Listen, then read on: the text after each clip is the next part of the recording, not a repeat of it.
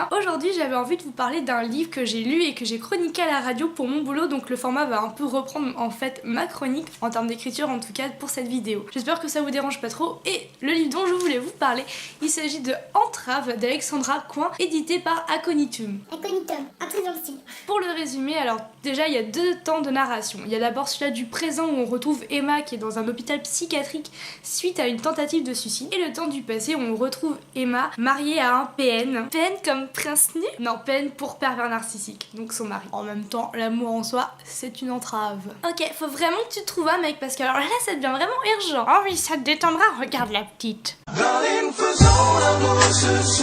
Je suis réaliste, nuance. Degré. Le thème de la perversion narcissique est vraiment très bien traité dans ce sujet. Je pense que ça peut d'autant en intéresser certains, peut-être qui ont vu ça de près, de loin. Je sais en tout cas qu'il y en a de plus en plus parce qu'il faut l'avouer que pervers narcissique est un mot qui est assez tendance entre guillemets sans vouloir faire de la mode, mais on en entend beaucoup parler. C'est quelque chose qui vraiment fait partie de notre vocabulaire et fait partie de ce que l'on peut vivre malheureusement. Au niveau du style de narration, on a justement un savant mélange de fiction et aussi d'explications style documentaire, mais le tout mélangé, bah ça rend bien, vraiment ça rend bien. De plus, l'alternance entre le passé et le présent apporte un super bon rythme à l'intrigue. On le lâche pas en fait, on continue notre lecture, on est vraiment prise par l'un comme par l'autre, vraiment. On a envie de savoir pourquoi elle est arrivée là, comment elle s'en est sortie, si elle s'en est sortie, etc., etc. Ça se répond très bien, ça fait bien écho, et voilà, le rythme est là, et ça c'est bien. Je reconnais que le terme de la perversion narcissique n'est pas un thème très funky en ces débuts d'année, mais bon, que voulez-vous, on choisit pas toujours ses lectures, mais surtout,